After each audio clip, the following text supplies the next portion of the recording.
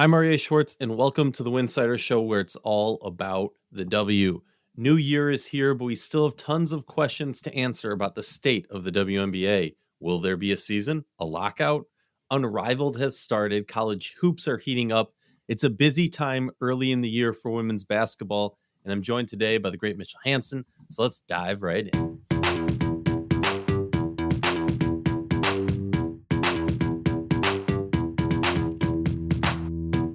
Before we get into today's show, just a quick reminder, Winsidr is a fully independent WNBA coverage site, and everything we do is supported by listeners like you. If you enjoy what we're doing, you can help keep it going by joining our Patreon at patreon.com/Winsidr. For less than a cup of coffee each month, you can directly support the work we do, putting in to cover the W year-round. We also have a full team producing great ring coverage over at winsidr.com. Plus more content than ever across TikTok, Instagram, Blue Sky, Twitter, and YouTube. And if you're in the market for WNBA gear, check out our affiliate links in the show notes and on winsidr.com. You get to rep the league, and Winsidr gets a little support along the way. Welcome back to the show. Excited to be here. Happy New Year to our listeners. Glad to be bringing in the first episode with you, Mitchell.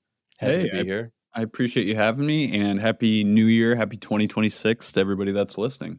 2026 and hopefully season 30 of the WNBA. Yeah, hopefully. I mean, if we get to that point, it's going to be a wild lead up to the season. It's already been a wild lead up, but yeah, we'll see if we get a season or not. We'll dive into that in a moment. As I mentioned in the intro, Unrivaled is kicked off this week. Just a quick little recap. Chelsea Gray had 35 points. Paige Beckers had 24. Marina and Aaliyah Edwards with 23 each. Aaliyah Edwards had a little bit of a scary injury. Hopefully she's all healthy. And Alicia Gray closes out the top 5 scorers in the first opening day of games with 21. Rose, Laces, Mist, and Breeze all win their first games of the season. I love Unrivaled. I'm excited to dive into it again for a second season. I think what we're going to see from Unrivaled as the years pile up is more and more fandom. For me right now, I'm going to be blunt. I enjoy the basketball. I love seeing the stars. I'm not deeply rooted, committed to it, but it's enjoyable specifically to see players who are on the younger end of the league getting these opportunities to grow, an opportunity to be a star, more of a leadership position on these teams where it's not just, overseas. You're the American superstar with, I'm sorry, but a bunch of scrubs overseas. No, like now you are maybe a young player who's on this team, and a team is more built around you in this style of play. So I think it's a really big opportunity for growth for a lot of these players. I'm very excited. Any Unrivaled thoughts as we enter season 2 of Unrivaled? No, I agree with everything you said. I love the style. I think that's where Unrivaled hit it a little bit more than Athletes Unlimited. I love the 3-on-3 style. I love the fast-paced play. I think as a fan, it makes it much more enjoyable to watch and much easier to watch. I'm not saying I don't like the 5-on-5 because I do, but I just love the 3-on-3 style. I love the drama that comes around with it. I love the star power. I love everything about it. And they've done a great job with obviously the first season. That was a home run, but I think they'll do even bigger and better things here in 2026. And it's fun to watch these. I mean, you get it in the WNBA night in and night out, but it almost feels like an all-star style matchup every single night and throughout the off season, which is a hell of a lot of fun. And last year it was, it ended up in a very entertaining fashion, and I'd imagine this year is the exact same way. But I'm excited to see who might take the next step. I mean, we saw last off season, we saw some players kind of shine, and that carried into the WNBA season for a lot of them. So I'm interested to see who kind of steps up and kind of takes things over this year that maybe didn't last year. Yeah. And the thing I like really about it is that it's full court, because I agree. AU does not intrigue me in the same way. I pay attention, similar reasons for players who are growing. And I like that there's these different levels of basketball being played for different skill set level players, different, star level players, as it were. But yeah, Athletes Unlimited, I love that it's full court because typical 3-on-3 just it doesn't intrigue me as much. It feels gimmicky when you have to like walk it back out past the 3-point line. You know what I mean? Like I get it, right? Yeah. We all played that style basketball growing up, but it just like if I'm watching professionals play it, it doesn't feel like it has that same value to it. Obviously a big headline that no one wanted to see, but I feel like was almost a little expected the closer we got to the season was obviously founder and WNBA superstar Nafisa Collier injured, requiring surgery on both ankles. Yeah. Absurd, ridiculous. I can't even imagine doing one, but much less both.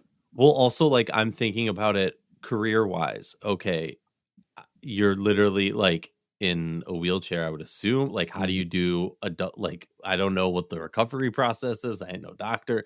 But then also she's got a young daughter. That must just be horrible trying to play chase around your kid without having workable weight bearing ankles. That just sounds horrible. And it's a 4 to 6 month recovery from what we've seen, which puts you right at the beginning of the WNBA season or into the WNBA season.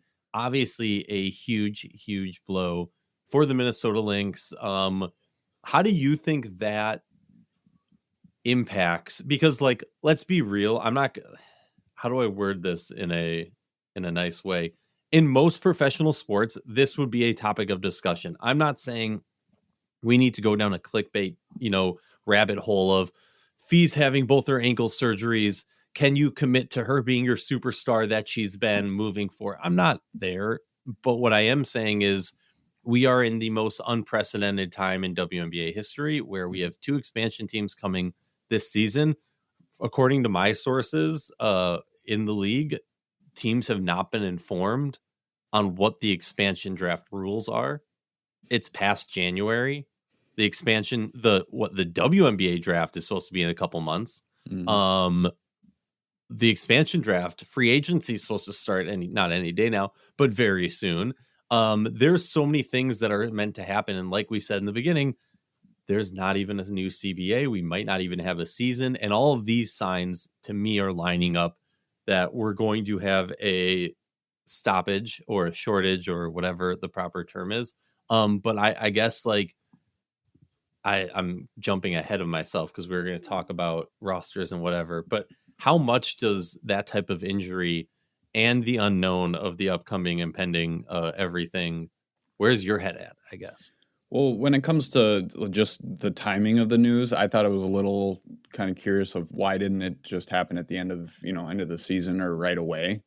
To me, the fact that it's happening now means that she was fine. She felt fine and she was checking every box in her recovery until she got on the court. And then she realized that maybe she wasn't 100%. And at that point, okay, is it worth, trying to go through Unrivaled, maybe injuring yourself again, and then you're out longer?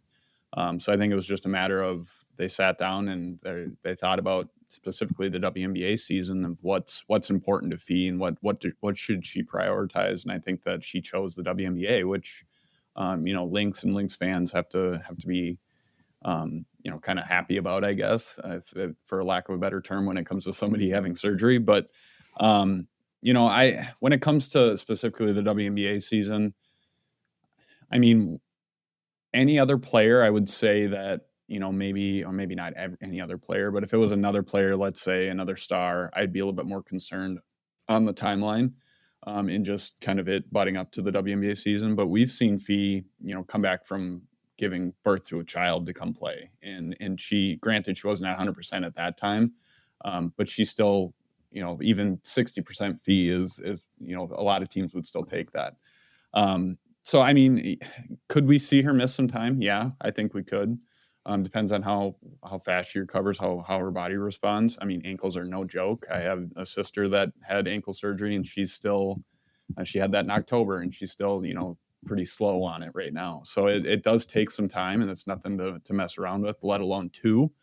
But I mean, it could butt into it a little bit, but I think that, knowing her and how hard she trains and how well she keeps her body throughout the year, I think she'll be all right. And It might be a little slow to start the season, even if she is on time to start the year. Whenever that does take place, I do think she will be a little slow to start. Maybe the first couple, games, couple weeks, whatever it may be, she'll be slower as she kind of ramps up. Because the thing she had last year was she had a full off season on Unrivaled, where now she doesn't have that. So she's kind of taking the off season off, and it might take a little time to get the kind of that rust off when she does come back. But it's obviously a bummer. I mean, you want to see her play in Unrivaled. You know how much it means to her to play in Unrivaled too. But she'll still be heavily involved. She'll still be there. We even saw that on opening night that the fee is, she's around. She'll be present. Obviously, her husband Alex is there as well. We'll see plenty of them, but it's unfortunate we won't see her on the court. But hopefully for the Minnesota Lynx and Fee herself, they're thinking about the WNBA season and getting her back to full strength as soon as she possibly can to be able to start that season. It was a good point you made there about Fee putting some focus on the W, just given the whole conversation around Fee and Stewie and others having conflict of interest, which, by the way, I find hilarious when people focus so much on Fee, excuse me, and Stewie's conflict of interest when Unrivaled in the W, when like every WNBA player has a conflict of interest to the W because they all play overseas or in a different league. Mm-hmm. A lot of these players have, ownership stake in Unrivaled, and a lot of these players also like get overseas play and the rules that they've made there. Like, to me, that's just an argument that, like, look, there's a lot of things that the league and the men's league and things are going to put out there, and just to see what sticks, what can help control the narrative. And to me, that's one of it, because like, okay, are we talking about the NBA's conflict of interest with their ownership and the W, which is a perfect segue into the current CBA situation, which has been very back and forth in the media. Sounds like not so back and forth behind closed doors. Mm-hmm. I very much encourage everybody listening to this to head over to winsidr.com, to the website, check out the latest article on the site. A great breakdown by David Barry, a sports econ professor, a trailblazer in the sports econ realm, especially in the WNBA world. And like, I'll leave that for you to read, understand whatever. There is some crazy tidbits in there. Like, the WNBA has already gotten over $1 billion in expansion fees, which is wild to think about. Breaking down some of the numbers based on what the NBA and the WNBA have claimed for revenue sources. And, if we know they're claiming we're giving 14% and they claim this much revenue, we can figure out what the percentages are and what they expect to be in the future. It's a lot of numbers, really, really interesting. But to me, like, it's much more simple than that. You can call it the NBA, you can call it the WNBA, you can call it the ownership, you can call it the man, whatever you want to call it. The other side of the table, right? You got the Players Association on one side, you have the other side on the other side of the table.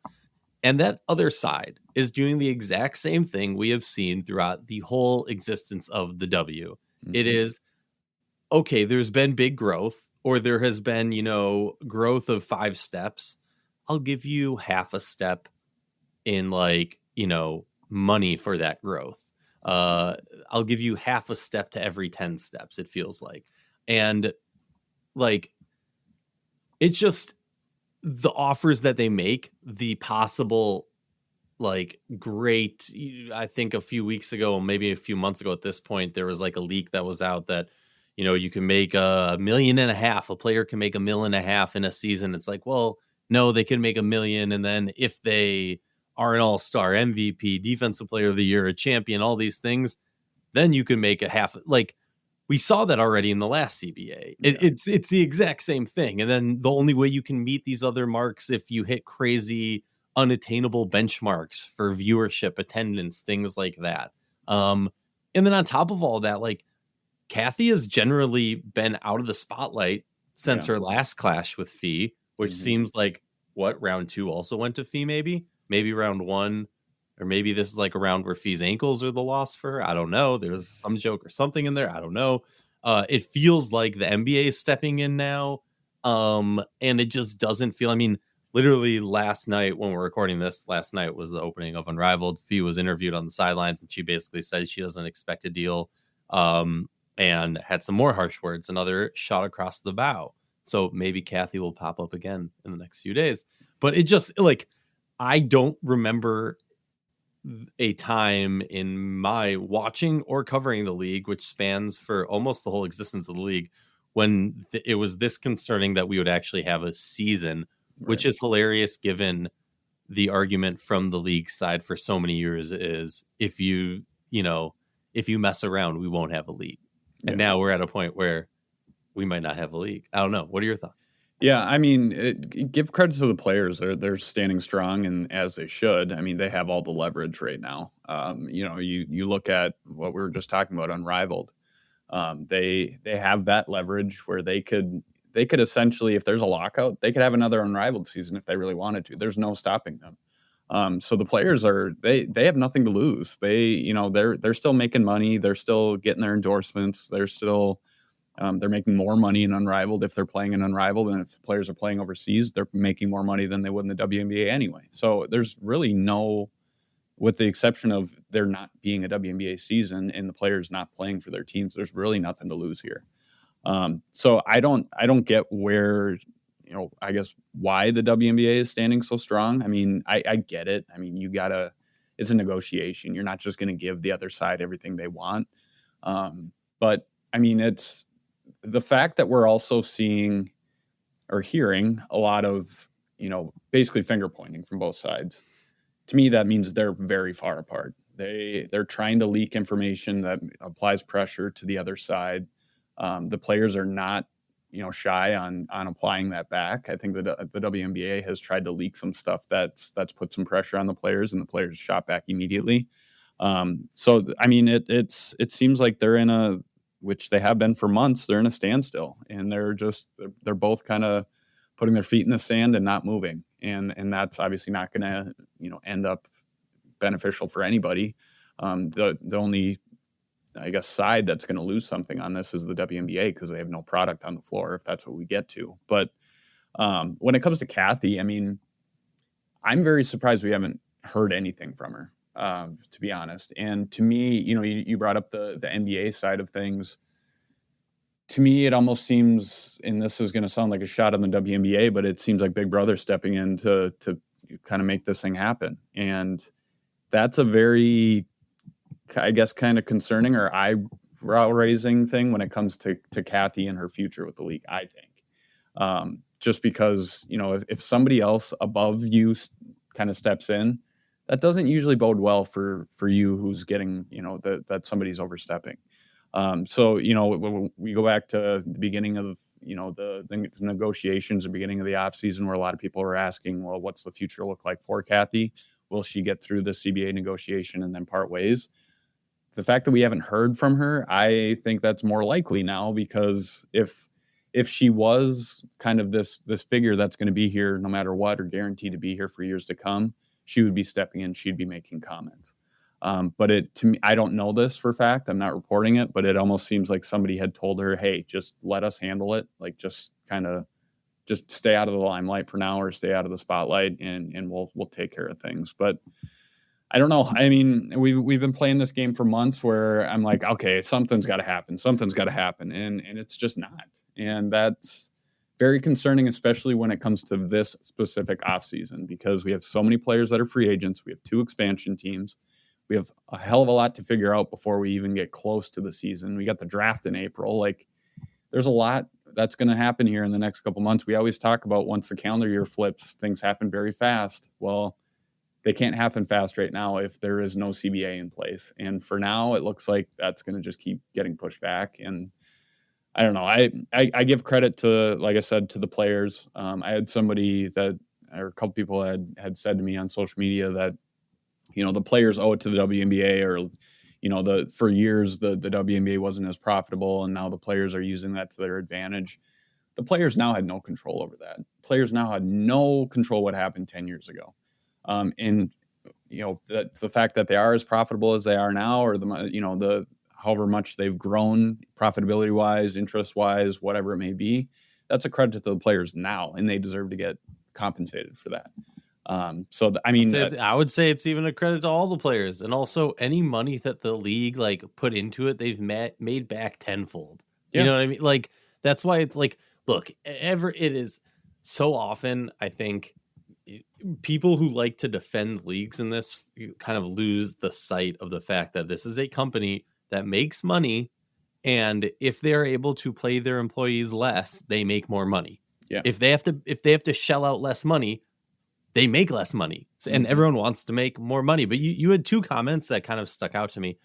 One about Kathy kind of having the big brother step in.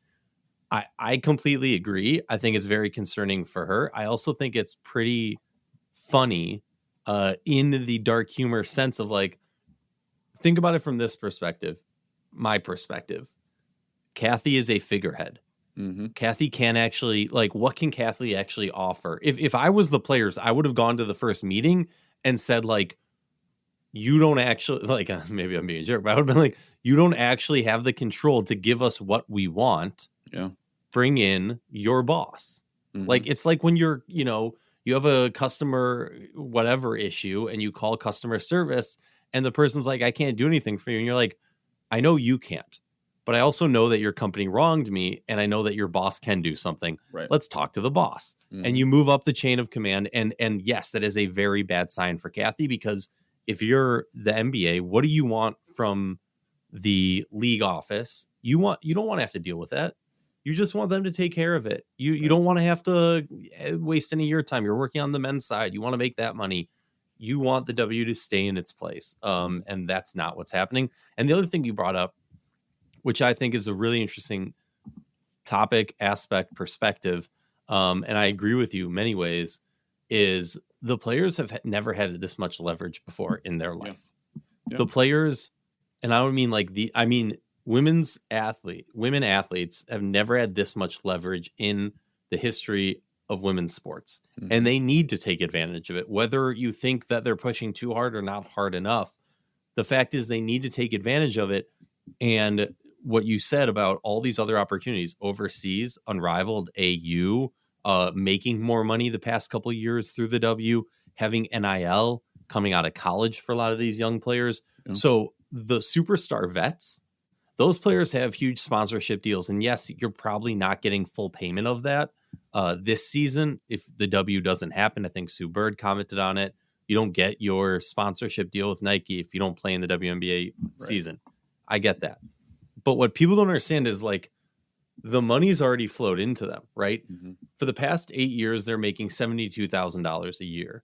Last year, they made $150,000 in the W. That's not counting overseas also. So like I'm not speaking to anyone's finances. I've seen nobody's books, but like they've gotten more money over the past few years than they had before. So they have more ideally in the bank account that they can kind of rely on. The more famous players, they're taking advantage of the new media, the new attention. And so there is like those players who fall through the cracks. So I don't want to like brush aside the fact that some players will hurt.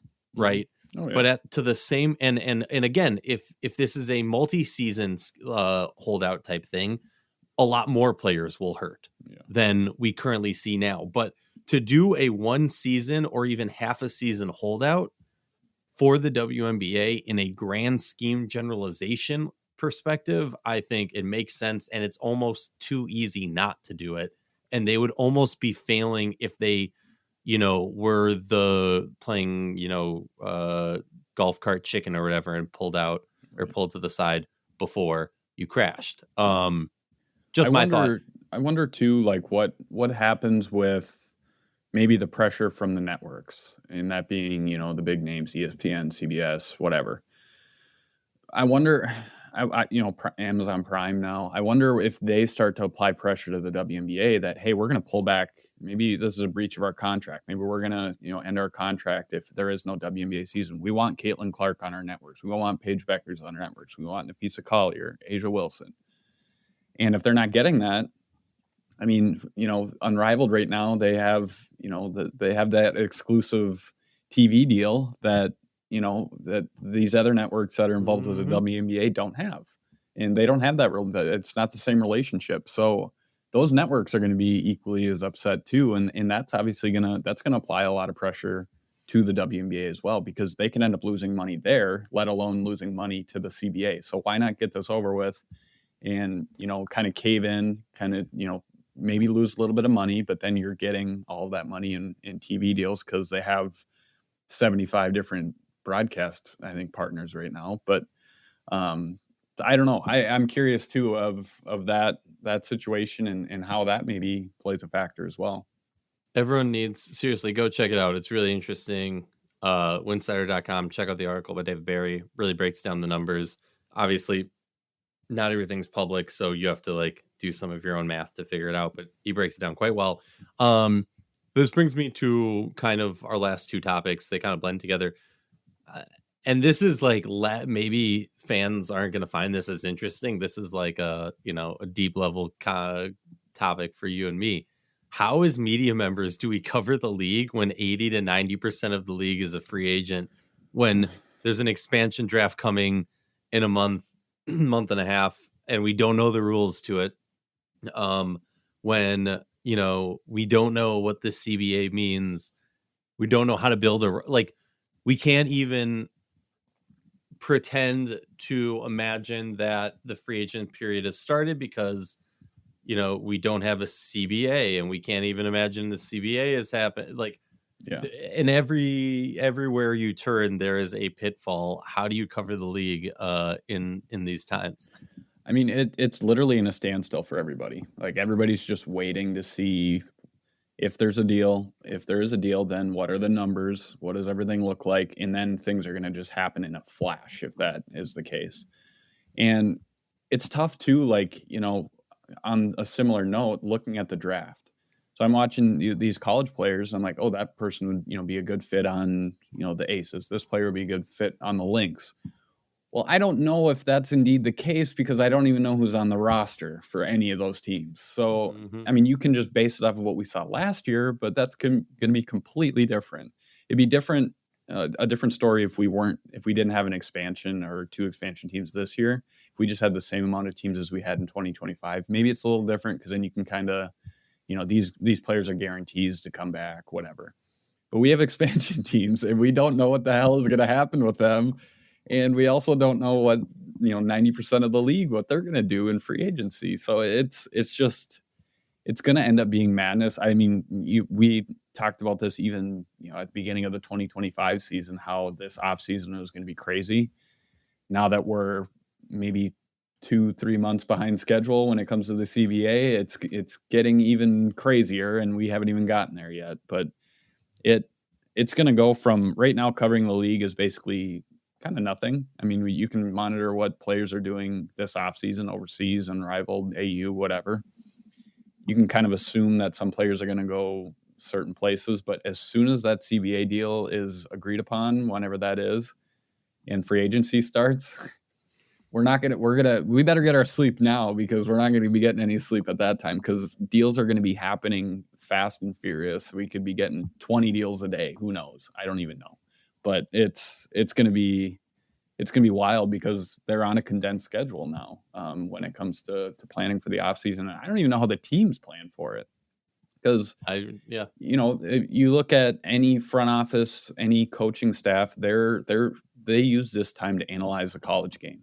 They're scouting players, and they can still do that regardless. I mean, you still have your pool of players that you're interested in. You still have your big boards regardless, whatever.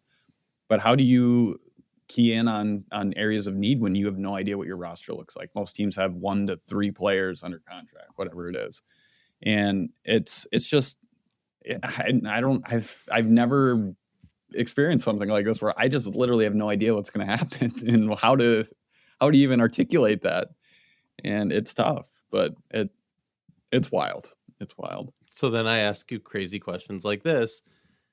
Imagine you're the GM of any team in the league. Is there any team that stands out that you're like, I want to try and run back what we had last year? Or is there a team that you're like, we need to start fresh? We need to, this whole 90% free agency thing is a blessing in disguise for us, because we can wipe the slate clean and start anew. Any teams that pop out to you? For me, the Atlanta Dream is a team that I kind of hope we see some, even though like I have some additions I like that, because no roster is going to be perfectly the same. I'm talking about like majority of the roster. Anybody popping into your head? I would kind of like to see maybe Phoenix just stay pat and kind of continue. We didn't really get to see a full healthy Phoenix team. I'd love to see a full season or even half the season, whatever it is, of them being healthy. So the Mercury are one. I think we could see some changes with the Aces. I think that with their up and down season last year, I think they maybe see some opportunity to make a splash, maybe grab a big name this offseason. I don't know who that would be or what that looks like, but I could see them being aggressive. When it comes to just because a team that I'm close to, the Lynx, I think they kind of just run it back, and they're the same team as they were last year, or majority of the same team. And health was another issue with the Lynx, specifically down the stretch. But when it comes to teams that, I think should maybe wipe it clean, I mean, you could look at Chicago. I mean, I think that they're kind of wiped team with like the most players on the roster currently. Yeah. I mean, they need to figure out what direction they're going in. I don't think they even really know right now. It's kind of a mess there. They're still working on that practice facility, but they got a wall up. Yeah, they did. They had a ceremony for it. I mean that's one team that comes to mind. I mean, I think Golden State's going to probably end up kind of wiping the slate clean just for the fact that they, the way they drafted that roster when they entered the league last year. It gives them flexibility to be able to be aggressive and to, really attract some big name free agents this offseason, as is the case for every team. But I mean, those are some teams initially that come to mind, both that could stand pat and maybe that could improve and kind of use this as a time to reset. I mean, if you're going to pick a time to reset, right now is the perfect time to do it, and just kind of wipe the slate clean and start over. But it's a good opportunity for some teams. Like the Aces is a great call halfway through the season. And so often we talk about luck. I think a lot of things fell into place for the Aces to have the success that they did. A lot of things didn't fall into place for other teams to have the success that they didn't have. But yeah, the Aces are a team that I feel like could maybe take advantage of this situation to sneakily retool and run it back for a repeat type situation. So really good points. I appreciate you joining me. Close out this episode, I just want to say thank you for listening and supporting independent WNBA coverage. Winsidr has been doing this for a long time, and it only works because of this community. Thank you.